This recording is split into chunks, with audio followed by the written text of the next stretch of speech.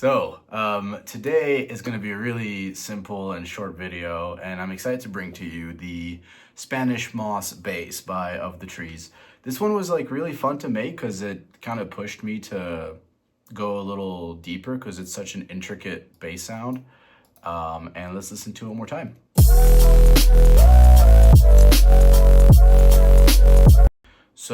And by the way, I noticed that there was like some comments in the previous videos about like me not going fast or me not going slow enough. I did it. And so I'm gonna try to kind of like slow down, explain some more stuff and be more intricate and whatnot. Oh, and last thing, what really makes me want to put these tutorials out is you guys enjoying it. So like, please make sure to leave a comment, whether it's a criticism or that you're grateful or that you liked it or what you want to learn. Like, talk to me in the comments because I don't want to talk to myself on these YouTube videos. And of course, leave a like, subscribe, all that good stuff, and follow me on Instagram. The best way to support me is to listen to my music, even if you hate it. So if you hate my music, dude, just just stream it and turn down the volume and just loop it, bro. Please be a homie, you know? So when I sat down to recreate it, of course I started with the sub, and something really interesting that I highly recommend you guys do, which by the way, this is Serum, but it's a different skin, and you can change the skin by going up here and choosing which one you want. Right now I have the 1788L skin, which looks super tight, as you can see. Yeah, so what I did is I started with a sine wave, and I looked at the sub of the Spanish Moss bass, which is this. Here, I'll lower it. So as you can see down here, we have Spectrum, which you can find by just looking up Spectrum in your audio effects. And if you bring this up, you get to see frequencies that are no lower than 34 decibels. So now we're kind of only seeing the sub and bass frequencies. The next thing I did was find a moment in the song where the sub is pretty constant, and I looped it. So now we're like constantly seeing one note of the bass sound. And those sounds, or those sine waves that make the bass sound so fat, are the first wave, sine wave, which is an E0. Then it's an E1, which is like an E but one octave higher. And then it's B1, so there's like a fifth harmonic in there, and then it's E2, which is like just a tiny bit softer. I didn't like recreate it exactly the same. You can if you want to, you don't need to. What I did though is I did kind of recreate it to some degree, and I kind of like plucked in the sine waves myself by clicking up here in Serum and adding the sine waves. I added some in this oscillator, and then I also have this oscillator going on with some more sine waves. All together though, it looks like this. So we got the E0 in here, we got E1, we have E2, and then the B1 that we were talking about earlier, I recreated just because I was being a tryhard. You don't need to do this. But I noticed that it kind of sounded like FM synthesis. So I made a layer, which is low mids layer, and I just FM'd it. And if we listen to it, you'll see that this is what it looks like. And it like added that little oomph that it was missing without it. But once again, you don't need to. The main thing in the sound is, this is why I wanted to do this, because it's kind of the same technique as the last video, just with a little twist. Once you have your sub, which should sound like this.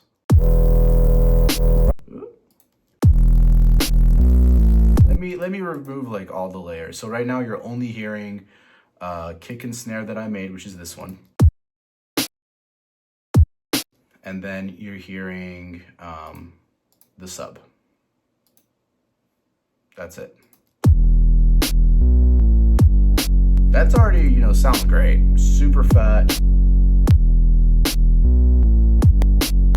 And then if you literally just add a sine wave, Like I literally just got a sine wave, and you have to play with the octave. It's kind of like last time, except you run them through a saturator after you've kind of like decided everything that you wanted. But it's pretty much the same thing.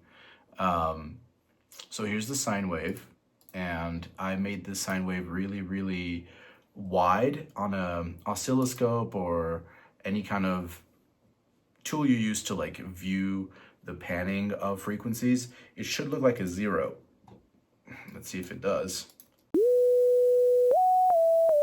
Yeah.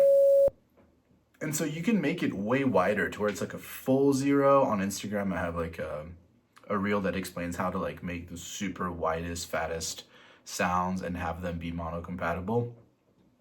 But you don't need to, because you just don't want the sound to be too wide. It just wouldn't fit, you know, the original sound that Of the Trees was going for.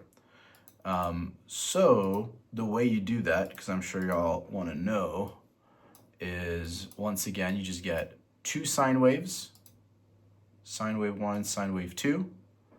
You know, in fact, there you go. These, you're better off with these being the same loudness. It doesn't have to be exact, but if it's not, you're gonna be like louder on one side, because the left oscillator, this one, is panned to the left. You could go all the way if you wanted, but once again, that'd be too wide. If I did that, if I went all the way to the left on this one, all the way to the right on this one, and you made sure that you had both of these at the same level, you would get this super wide circle. And that's, you know, we can talk more about that later. But when you're doing this, make sure that your random is turned off, and make sure that one of the phases has a difference of 90 degrees. That sounds confusing, but it's not. Just put phase at 0 on this one, put it at 90 on that one, and then you got super fat O's. By the way, if you love this stuff, if you want to like be, you know, just dive in the art of not just sound design, but making bangers, I think that the #1 way to get better at that is to surround yourself with people that are on that quest, and to just kind of like hone in and create like some kind of vacation with them where you just lock in. It's just a whole bunch of dudes that are super ready to lock in on how to make, you know, a banger, and you all just help each other and have one person there that really knows their stuff, that can like really help push things along.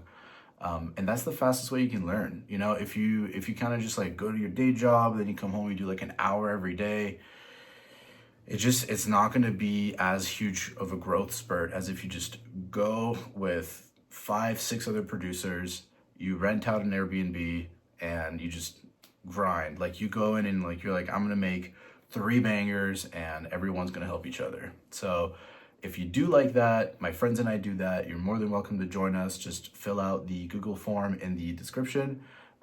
We even have like people that come teach sometimes, like actual like teachers. And it's super cheap. Like you're not going to find this experience.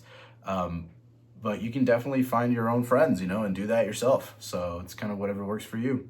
But the ones we do, they're like either in LA or in the outskirts of LA.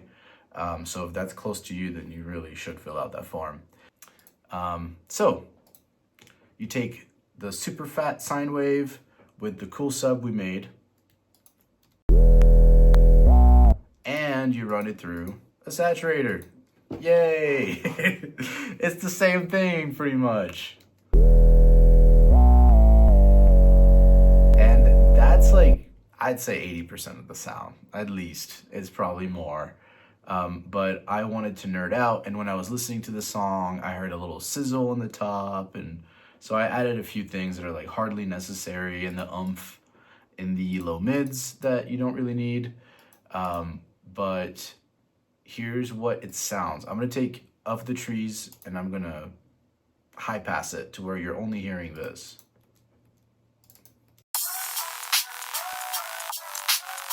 Because I don't feel like recreating the cool vocal chop and the drums, you know, like all that. I want to keep that because I'm not recreating that. I recreated the bass. So that's with my kick and snare, and now we're adding the, like, everything.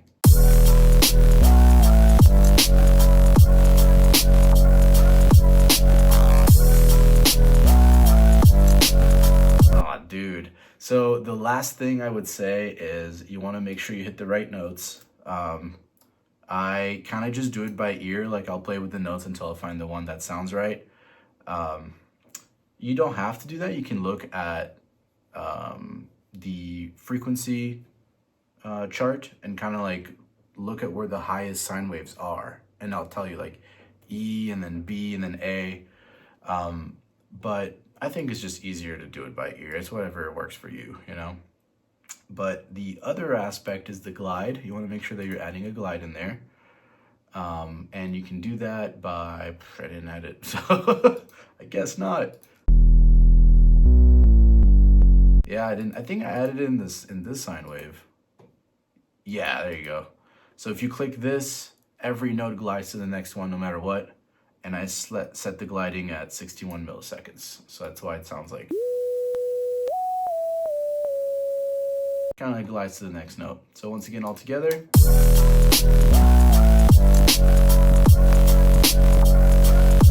That's pretty close, dude.